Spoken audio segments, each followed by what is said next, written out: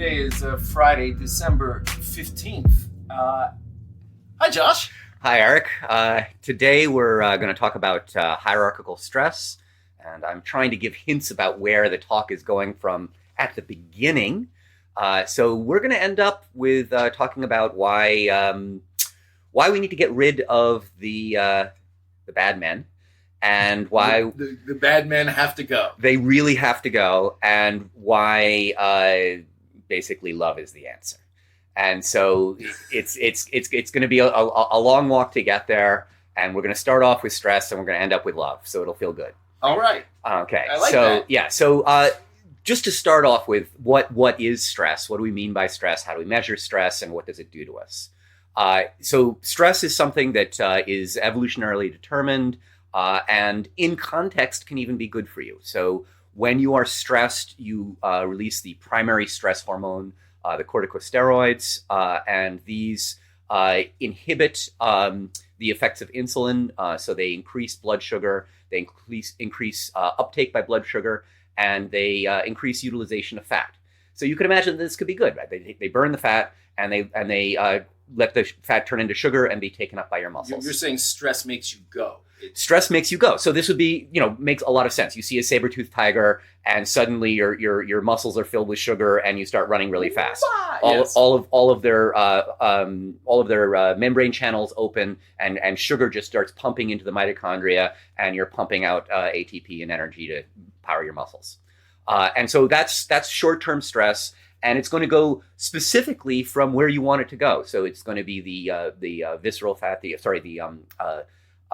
basically your gut fat is going to be burned first. The ones you don't like the most is what's going to be going first. That goes first? Yes, well, because it doesn't feel that way. That's why I ask. It's the portion of you that most strongly responds to hormones. So when you have insulin in response to sugar, you're going to specifically store all that fat in your gut first before anywhere else. But when you have stress, you're going to burn it from your gut first. So it's the part that just responds most strongly to in general hormones. However, long term, this is not so good, because if you have long-term stress, now you have a continuous high blood sugar. You have continuous insulin being poured out that your body can't deal with because it's ignoring it due to the corticosteroids.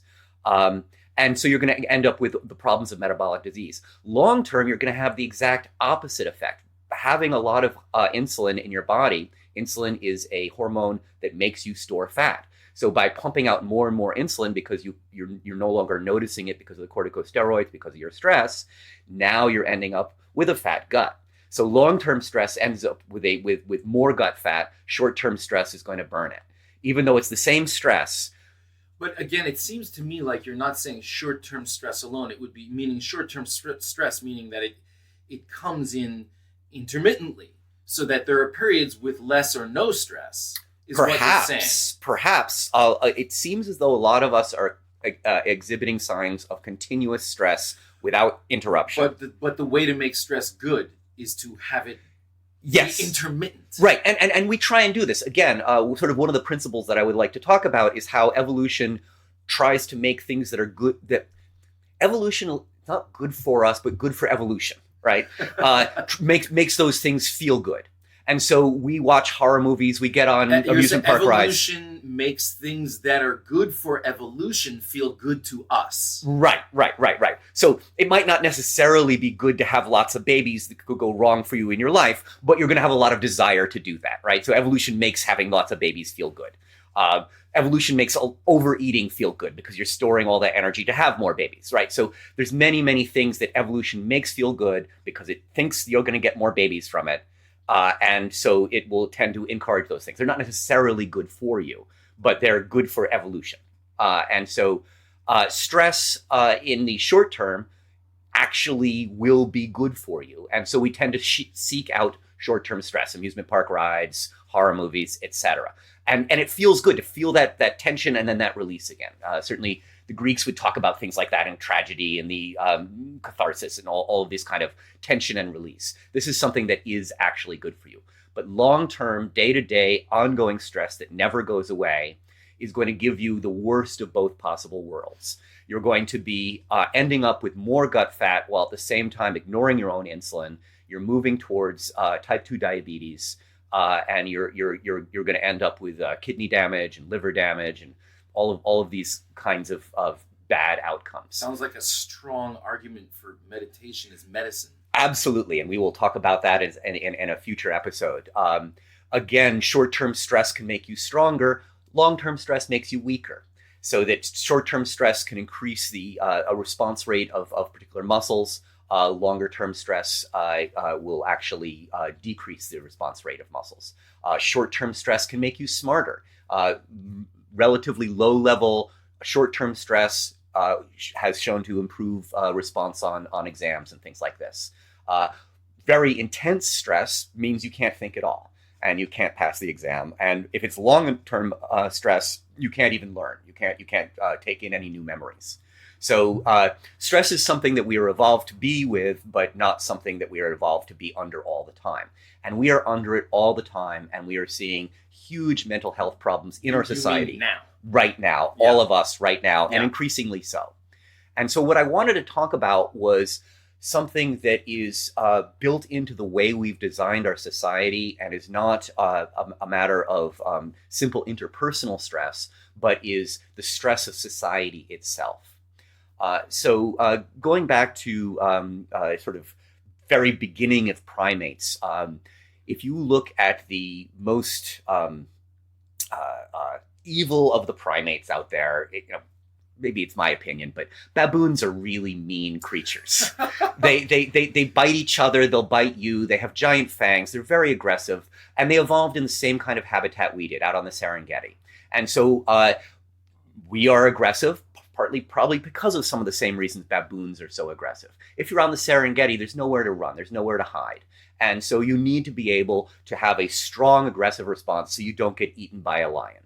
And so baboons are full of aggressive hormones, and the males in particular have very, very long fangs, and they will intimidate a lion. A pride of lions meeting a pride of baboons will back off because baboons are just that mean. And we were definitely like that on the Serengeti. And so, this explains some of our aggression. We didn't have fangs, but we knew how to use sticks and rocks. Our sticks and rocks became our fangs, essentially. Yes. And so in the baboon society, there was a really interesting scientist named Sapolsky, and he started looking at how stress hormones are correlated to hierarchy.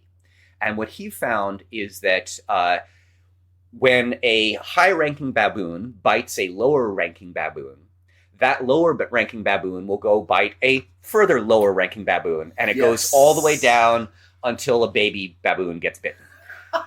And so each level of this is increasing the stress for the lower members of the hierarchy. Strangely, in the higher levels of the hierarchy, stress is actually reduced. Biting a lower member baboon decreases your stress levels. And so what he was going around doing is he was darting these baboons. He would creep up to them, they would get used to him being there, and he would dart them, and they would just fall right over without running away from him. You can't study stress hormones by chasing something. It will obviously cause stress hormones. So they were just sitting there minding their own business, and boom, Bob would fall over or whatever. And then he would go and test the blood and let it go, and they were like, Bob's back again. And so he wasn't really, he was doing his absolute best not to disturb the hierarchy or the stress levels of the entire baboon troop. And so he found out this really interesting correlation that stress was lower at the top of the baboon troop than it was at the bottom of the baboon troop. And it was directly related to the top of the baboon troop biting lower ranking ones. And you could actually see these interactions happening. My head is already spinning. Please continue. Yeah. And so this was going on, and he was studying, and he had some great data. And the baboon troop he was studying happened to be close to Nairobi. It was great for his study because he could get to it really easily. And it was a very large troop, and it tended to live on the garbage dump in Nairobi. And so it was a super troop with roughly 3 times the normal number of baboons, maybe 150, 200 baboons, all living in this big garbage dump. And someone was getting rid of some dead cows that had died of tuberculosis. And the baboons ate these dead cows, and died. But baboons don't share. So it was only the top, most aggressive, top of the hierarchy baboons that actually ate these toxic cows, essentially. And so there was basically a coup, and all of the dominant top ranking males died. And suddenly, all at once at the same moment, without giving any of their poisoned food to the females. So there were still lower ranking males and there were higher ranking females, but there were no upper level high ranking males. They were all killed. And suddenly everyone's stress hormones went way down. Everyone became much less stressed. And there was actually physiological responses to this. So if you saw a lower ranking male, he would have high cholesterol, he would have hardening of the arteries, and have a big fat gut. And so you're saying that Sapolsky witnessed this event? Yes, in real time. He was there studying them beforehand. Prior, yes, this is why this is such an amazing study. Witnessed them all die. Okay. Yeah. Please continue. Yeah. I'm sorry, I just had to. Yeah. And he was able to document variations in this and all sorts of aspects to it. So, for example, the stress actually is a little bit worse if you're the very, very top-ranking baboon. The top-ranking baboon has to fight a lot more than other baboons. But in general, the hierarchy is really noticeable by corticosteroid levels, and the higher up you go, the less stress you have. It's only the very top position that tends to have a slightly higher stress, and that's the one that's going to have the most mating opportunities. So this is one where basically there's a turnover within the baboon troop competing for that top place, and that spot is stressful. But everyone below that has much lower, much higher stress as you go down in the hierarchy. So it's worse to be a low-ranking female than it is to be a low-ranking male, because that low-ranking male can go bite the low-ranking female. So what happened after all the high-ranking males died? All the stress hormones went away in the entire troop, and so everyone started showing not just lower corticosteroids, but lower effects of stress. So their fat guts started going away, their cholesterol started getting better, their high blood pressure went down. All of these effects directly from stress were going away because the high-ranking males weren't out there biting anyone anymore. And so they could actually record not just the corticosteroids, but they could record, they knew the whole troop, they knew who was where in the hierarchy, and they could see who was not getting bitten. And they could see how the total stress went down. The only way this would work is if you were there prior already studying. Yeah, so it was a very lucky natural experiment. And absolutely unique. And you can't go to Kenya and just start shooting male baboons, right? So this had to be a natural experiment. And so what then happened was really interesting. The females decided they liked this situation. And in baboon troops, the females are related and unrelated males come from the outside. And they decided they were not going to allow any jerks into their baboon troop. And so males had to wait until they figured out how not to bite females. And then they were allowed into the troop. And if they started biting females, they were kicked out again. So any males that wanted to have mating opportunities had to stop being jerks, had to be nice to the other members of the baboon troop. And so this became a stable new baboon society, essentially, built on a garbage dump. So they had larger numbers. No other baboon troops had enough numbers to conquer them.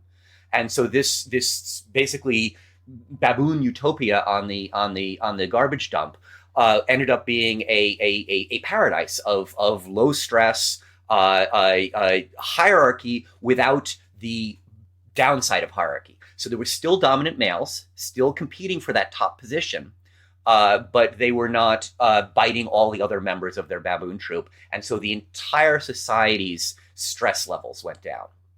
So, and due to their unique situation, it was actually sustainable. It was sustainable because they had such a large number, because they had a resource that allowed them to fight off any more aggressive troops.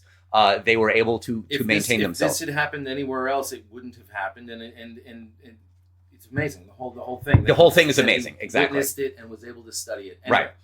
So this is then comparable to studies done in humans. So in the late 60s, there was a study called Whitehall 1, where they took members of the British Civil Service and they looked at health effects and stress levels and saw the same exact thing. So this British civil service, everyone has a number that tells you your hierarchy within the civil service. And because it's England, everyone has socialized medicine. So they all have the same access to the same medicine, and they have a very easy to tell hierarchy based on a specific number. And so they looked at stress within this hierarchy, and it was the same pattern. The lower you are in the hierarchy, the more stressed you are. The higher you are, the less stress you have. The fewer people are yelling at you, and so you're not stressed. Presumably at the very top, where there's a little bit more competition, you would see the same thing as in the baboons, with a little bit more stress for the very, very top position. But within the entire hierarchy, not being yelled at is the key aspect. If someone is yelling at you, you're stressed, and the higher you are in the hierarchy, the fewer people are yelling at you. And so there's a direct correlation. At the bottom of the hierarchy, you see all sorts of the behaviors associated with poor health. So in addition to high cholesterol and high blood sugar, people have bad eating habits. They tend to have higher prevalence of smoking. All of these things that correlate with bad health are strongly related to position on the hierarchy and position of are you going to be yelled at, and relative stress related to the hierarchy. Somehow I just have to say I am finding this discussion deeply frustrating. No, it is deeply frustrating. Making me very upset. Right. So this is leading to some ideas that are really profound. I mean, the thoughts that are going through my head as you are talking are disturbing. Yeah, so it's also very difficult to move up in a hierarchy, because if you're stressed all the time and you're having all these health issues, you have more absenteeism, you're late more often, you respond badly to situations. It's more difficult to recover. And you're going to snap at someone if you interact with people. You're less friendly. You have a more difficult time making connections. You have a more difficult time networking, and you have a more difficult time moving up in the hierarchy. So everything is benefiting the people at the top, and everything is basically penalizing the people at the bottom. Constantly. And so this is based not on ability, but merely on where you are in the hierarchy, and the stress that is then placed on you. So this was in the late 60s, and Whitehall 2 decided to follow up in the late 80s. Did the people who did Whitehall know about Sapolsky? No, they had no idea. The Sapolsky started, I think, in the 80s as well. So Whitehall 2 also was following up. So he might have had this idea that he was looking at hierarchy already because of the Whitehall studies. And let's look at something where we can see hierarchy in a primate troop, and let's follow up on this Whitehall stuff. So he was working at the same time with some of these same ideas. So Whitehall 2 said, maybe society has changed in 20 years from the 60s to the 80s. Maybe we have less of this sort of structural hierarchy. England was a very class-based society, and moving out of World War II, there was some thoughts that maybe this had changed some. Why is it that even as we struggle to learn, we don't learn? It's mind-boggling. Yeah, and the answer is nothing had changed. Absolutely nothing has changed. Of course. The other aspect is they'd never studied women. And so maybe this had just been men that had been doing this kind of stuff. And it wasn't. It was women just the same way as men were. They were suffering sometimes different health effects. They would have problems with their periods in a way that men wouldn't have, for example.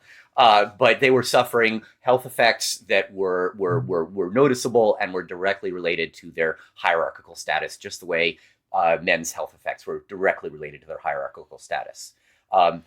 And because we know that there are effects on infants and such like this, you could then see probably heritable effects caused by hierarchical stress due to epigenetics. Things that happen to the mother are then passed down to the offspring.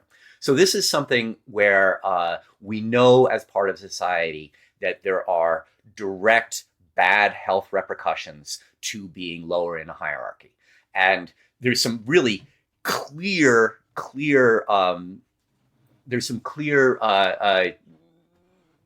reasons why, answers to this, reasons why this could be solved based on the baboon hierarchy. So if you get rid of the evil men at the top of the hierarchy, just like happened to the baboons, you will greatly reduce the stress going down. or if you let men into a society who aren't cruel and evil to the people under them. But here's the kicker: if a boss is being abusive to the underlings, the boss's corticosteroid levels go down. It is a benefit to the boss to be abusive to the underlings. You're saying we are baboons. We are absolutely baboons, and the boss is not going to change willingly because he is getting it's good for him. It's good for him, exactly, while it is bad for everyone else. But if you think about this as sort of enlightened self-interest, if you're a boss with a company and you want your workers to not suffer the effects of stress and not get sick and actually show up and do good work, you would want to be less abusive. But it's not going to feel right. It's going to feel intuitively wrong to act that way as a boss, particularly the more stereotypical male-dominant boss kind of boss you are. A more open structure, a less hierarchical structure, more basically niceness, kindness between members of the hierarchy is going to be beneficial to an entire organization. But the boss in charge is not going to feel it, and it's going to feel intuitively wrong. And so the only way to change this situation is change the boss. So if you're in a bad job, that boss is not going to change. You have to change jobs. And if you're in a, let's say, civilization that is based on this, there is not going to be any kind of change without changing the people at the top. And so this is what I meant by we have to get rid of the bad men. And they really have to be gotten rid of all at once, because if you get rid of just one, the next one replaces them and gets the same kind of benefit. And by pushing everyone else down, they push themselves up. It lowers everyone else's efficiency, so it makes them look better, and they feel good doing it. So there is a huge vested interest in abusive organizations for the people at the top, but it's actually not good for anyone else in the organization or the organization itself. If you want to be a profitable boss, be nice to your workers. And so this is sort of a basic take-home message, but there's a lot more to it. Sapolsky has continued studying these baboons over a very long period of time. Like, we're talking contemporary? Yes, contemporary. He's still there. He's still darting the baboons, or he still has, graduate students darting baboons for him probably at this point. Wow. So this is a very, very long-term study. And so what they're looking at is all the nitty-gritty. So he, the second thing he found out was that sometimes the top of a hierarchy, even if you've got a low-stress hierarchy, that top can be a fairly stressful position still. So that is something where if you're at the top of a hierarchy and you're stressed out, there's a sort of automatic tendency to lash out at your underlings because that will make you feel better. And so there's always going to be this push for the top of a hierarchy, particularly a male top of a hierarchy, to then be aggressive towards underlings as a way of helping himself. And then the other thing he found out was that relationships between baboons reduce the stress as well.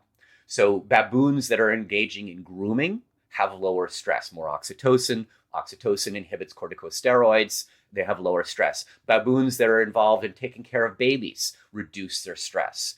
Any kind of, particularly in baboons, physical relationship is going to lower the stress between them. So the more bonds there are between baboons in a society, the lower the stress of the entire society. So the worst possible thing is isolation for men, and for an isolated man who feels stress is immediately going to want to abuse others. And so this is built into our evolutionary makeup, that when we don't form bonds with others, we're going to immediately turn towards being abusive towards others. And so, this is an end cell. It's right there in everything we do, and we can certainly see this happening. And I don't mean to sort of, I don't want to just reinforce stereotypes we already know about. But this is definitely something that is measurable and has been seen in both humans and baboons. It is part of our primate lineage, and it certainly explains a lot of the way we behave towards each other. Other ways we can get around it. So certainly a revolution would take care of it, but you'd have to have a revolution where you didn't just replace the bad man with another bad man, which is what tends to happen every time a revolution happens. Kind of what revolutions are. Right, it's what happens every single time. And again, the person who started the revolution is going to feel pretty stressed because they had a whole revolution that they're making happen. And so if they're stressed, what they're going to do is they're going to be abusive to those under them. And so we need to have a different kind of revolution, one where it's we're looking at hierarchies based on bonding between individuals. It doesn't have to be grooming. We're not going to give each other back rubs, but because we're humans, we can use words. We can use words instead of touch. We can form bonds through discussions with people. Just the way you can be abusive with your words. It's just like a baboon biting someone else. You can be kind with your words as well. And so we can lower the stress of a hierarchy through specifically forming bonds and connections between people in the hierarchy, and particularly across levels in the hierarchy. So these are ways to reduce that overall effect of stress. So we could have a revolution, but it'd be very difficult to make it work. You could get rid of a boss in a particular company, and it will make the whole company better if you replace it with a boss who is not as abusive. Often this might be a woman, just because of the way testosterone tends to increase aggression and combine with corticosteroids in particular to increase aggression. Now, women obviously can be bad bosses. I am not saying they couldn't be, and they would fit exactly into that same hierarchy. In the Whitehall 2 studies, there were many women who were at upper levels of the hierarchy, and they showed that same pattern. They had fewer sick days than the people under them, and they were abusing the people under them as a way of decreasing their own corticosteroids. So it doesn't matter if you're male and female, but there definitely is a stereotype of the abusive male at the top of a hierarchy.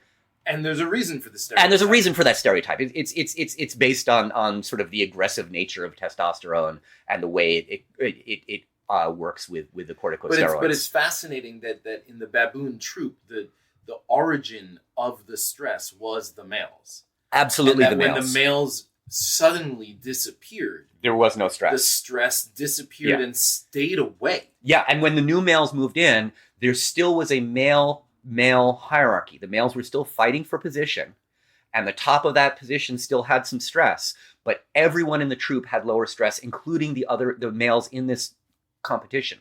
So if males only fight with each other and don't bite the females, overall everyone's stress is improved because there's just less abuse in the entire system.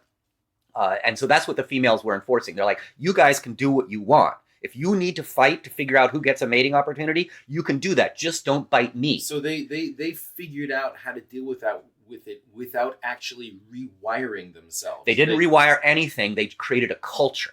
And so culture can change this situation if you build a new culture and make it sustainable. But that culture needs some sort of support because another more aggressive culture might come in and take over. And so that one is based on the resource abundance that these baboons have.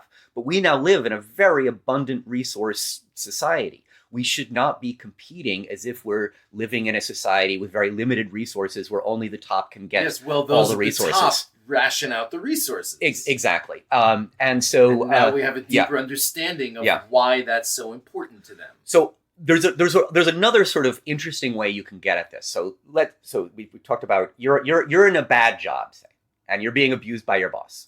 You can either kill your boss, which isn't probably going to go well. Become the boss and become. Let's just be very clear. We're not advising. Not advising that. Yeah. No.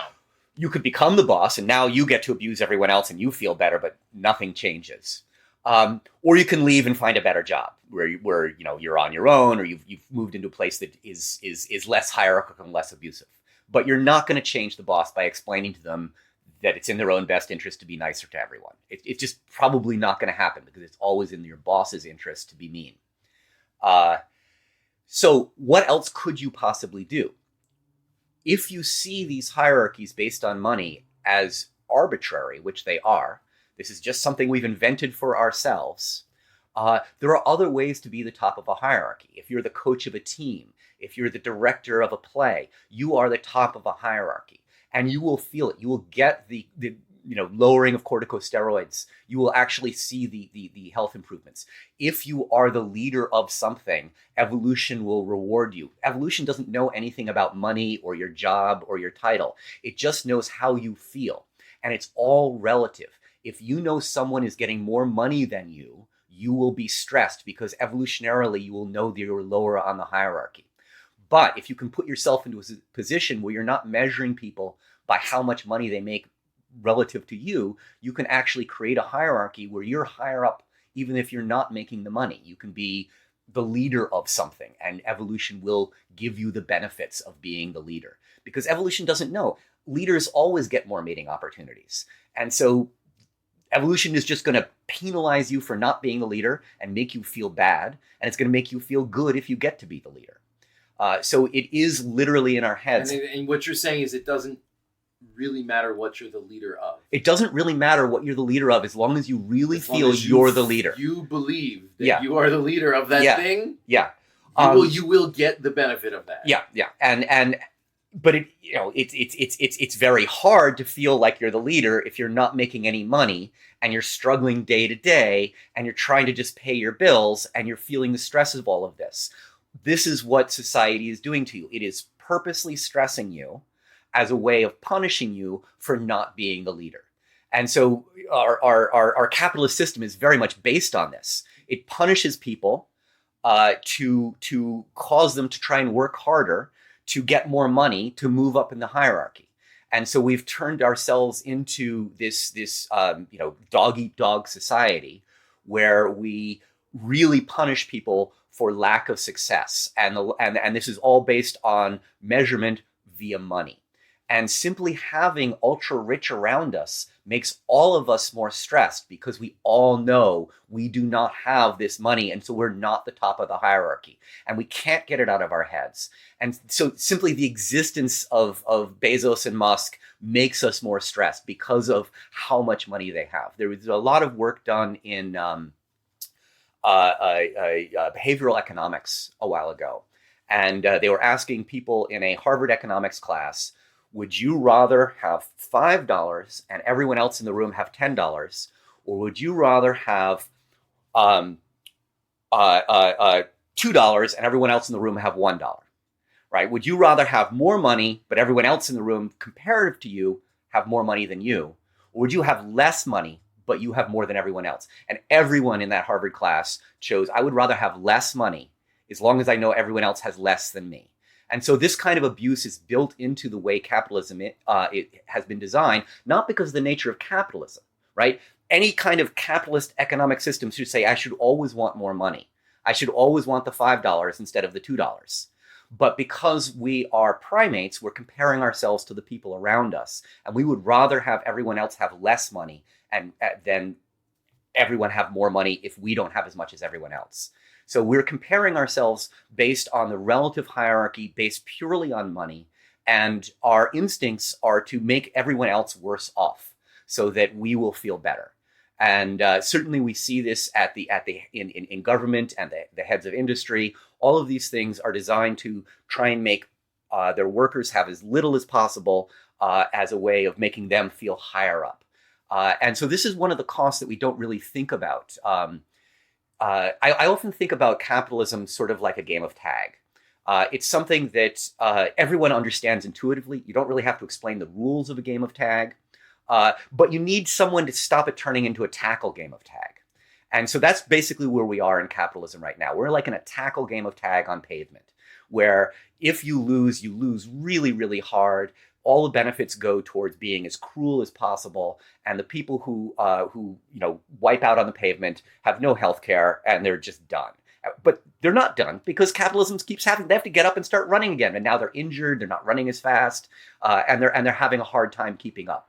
So these hierarchies are incredibly cruel, and they're entirely arbitrary, and they are built into the way the system of capitalism works. Now, I am not an anti-capitalist. I just think we shouldn't be playing on pavement, right? We shouldn't be abusing each other to the point where we actually suffer tremendous health effects from the nature of capitalism itself. This is actually immoral. The way capitalism is set up in our society is immoral. But you're saying that it is because we're primates that it's set up this way. That it is set up this way, exactly. That capitalism would say whether you should be dealing in absolutes. That either you're going to get $2 or you're going to get $5. I mean, that's a very clear choice. But being that we're primates, we are not set up to think in absolutes. We think of everything is relative. in communal relative terms. Exactly, yeah. And we are not nice by nature. Well, we are rewarded for our cruelty, and we're also rewarded for our niceness. So it's just like our on the Serengeti, aggression wins, but working together also wins. Mm-hmm. And so as a society, we need to focus on the part where we're working together and we have bonds between each other, and we're not about just dog eat dog, the top, destroys the bottom. And we need the women to remind the men about the rules of how to play this game right. It seems as though as primates, not necessarily sort of in an abstract sense, but as primates, female relationships are based more on this kind of pair bonding and in relationship bonding between individuals as opposed to hierarchical competition. Right. And in rules-based communal understanding. Right. And I'm not speaking in a theoretical sense. I'm speaking on a observational animal behavior sense. Yeah.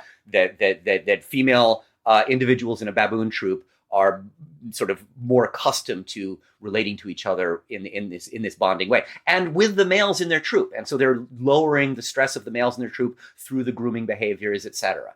So this is absolutely something that is deep in our evolution. Very many, we have, I think, decided to use race, for example, as a way to not think about this, and that we think that everything is about racism when it is actually about hierarchy and about the way capitalism works, and about relativism, and about relative hierarchy. We will exactly. Only look at things in terms of the perspective from which we are standing. Yeah, and we have decided that the Republicans, certainly since the days of Reagan, have decided that government is not the solution, it's the problem, and that any kind of moving money from tops of the hierarchy to the bottoms of the hierarchy in any way is Marxism and is antithetical to the nature of capitalism and is intrinsically inefficient. And can we please talk about universal basic income? Yeah, so I would like to posit the idea that actually ridiculous amounts of money going to the top of the hierarchy is stressing us all out and is inherently inefficient. Just like taxes tend to lower the output of individuals, right? So that if we raised everyone's taxes to say 50%, the theory is that we would all work less because we're getting less money. Please. That's the theory. And so we all want to avoid taxes so that we can keep our money. And it's a very natural feeling, right? This is not unnatural to want to keep our money because it moves us up in the hierarchy. We feel better. We feel less stressed if we have more money. So we hate paying taxes. But we have to think about someone like Musk or Bezos as essentially taxes on the whole system. They're removing money from the system and using it for things that are not putting money back into the system. They're building vanity rocket projects and things like this. This is not more efficient than a government. A government can use money taken from taxes in a more efficient way to build roads, to give education, to give things that actually build more money for the entire society. When you build roads and education, there is more money for everyone in the society, including those at the top of the society. But people at the top of the society will not want to do that. They do not want people to do better because it makes them feel worse. The worse everyone else is doing, the better everyone at the top of the society feels. So there's a huge vested interest to doing anything to stop the dangers of capitalism. Again, I think capitalism is a great way of producing goods and services because it's again like a game of tag. Everyone knows what you're trying to do. You're just trying to get the most fastest you can. Just tag, just run faster. Capitalism, just make more money. It all makes sense to you as a primate. You're going to move up and you're going to feel good every time you get that reward in the form of money. So capitalism is going to work better as a way of production than, say, Marxism, where you try and, share equally across things. But it is inherently stressful. It's inherently immoral because it's putting stress on the people lower in the hierarchy, and it doesn't have to be this way. You can have capitalism where you have safety nets, where you're not playing on pavement and everyone gets killed, where you have ways that if something goes wrong, you can be built up again. You can get some sort of education to allow you to enter and make more money again. And so there's actually ways to improve the nature of our society based on understanding sort of the way we are doing capitalism right now is inherently immoral and cruel, and is inherently inefficient. And so even if you just want to be the most efficient capitalist you can be, you should build hierarchies with more connections between people rather than simply top down. You should have people at the very top not have such extreme higher salaries. I know they feel good with those extreme high salaries, but it makes everyone else feel worse, and it makes society as a whole less efficient, both on a purely economic sense. This is money removed from the system that is not used for investment, and on a primate hierarchical sense, on a purely behavioral sense. It is inefficient to do this. So I am trying to argue from a rational, enlightened self-interest point of view for why we need to change the guys at the top, and we need to, in some way, not redistribute in a sort of Marxist sense the money, but create safety nets so that we can live in the society and form more bonds between each other, lower our overall stress, and maybe have things like hobbies that we go and do that make us feel good, make communities where there isn't someone being abusive. We all go together and do a pottery class where we talk together, and there's a teacher who's getting the benefit of teaching this class, but they don't have to be mean about it. And everyone in the class feels nice because they're making connections. I love what you're saying, but the beginning of what you're saying is change all the guys at the top. Well, because they're not going to change themselves. No, but that right now seems like an actual impossibility. No, yeah, it's very difficult because they have guns and sometimes entire countries. Yeah, and so Putin's not going to go away. It's almost a utopian vision. It is. It's very much a utopian vision, and it's the kingdom of heaven, but it's not a Marxist utopian vision. No, but it's also like you were saying, you there isn't even a reason to work towards it unless everything's going to change at once. That baboon utopia could not have existed were it not for the things that kept them from being invaded immediately and taken over. I don't know. I mean, yes, on a level of countries, it would have to be a revolution to change everything at once. Yeah. But on the level of businesses, if you understand that your business is more efficient, but if the boss isn't taking all the money out of the business, if the boss is reinvesting the money in the business, if the money is going to the workers in the business, they're not going to feel as stressed. If the boss is nice and lets people connect, and the whole business will do better. Everyone in the business will do better. Yes. And so these are ways to think about improving society in an incremental way. And we might simply need to get rid of the bad bosses through age. Ben and They will age out. Ben and Jerry's started this way, and eventually they had to bring in someone who was paid a lot more. They started, and after a while they had to move on. It can be difficult because we have set up the way business works to have usually one male at the top making tremendous multiples of everyone else. But it has not always been this way. So when Industrial Revolution was starting, there weren't this kind of differentials between workers and the bosses. The bosses have figured out how to extract value from their workers and not give it back. And so they're actually lowering the efficiency of the entire project, their own businesses, society as a whole. I mean, you mentioned Putin. I mean, Putin is keeping Russia it's dark just ages. extracting money from Russia continuously. They can't make anything, advance anything. And he's absolutely someone who has to go with extreme prejudice. He needs to be removed. And that's the only way he's going to go. There was a time you would have thought that the United States would have actually just done something like that, but that's not happening and not going to happen. Yes, he's got to go, but he's not going to. No, he's not going to go. And because everything is in it for him to stay and he rewards everyone under him by giving them tremendous amounts of money. So everyone around him is invested in keeping him in power. Inviting everyone below them. Exactly. And so these are how societies tend to work. So what I'm saying is, for you yourself, there is a way to deal with this. You can leave your bad job, find a better boss. There's also a way to deal with it in your social life. You can find situations where you're in a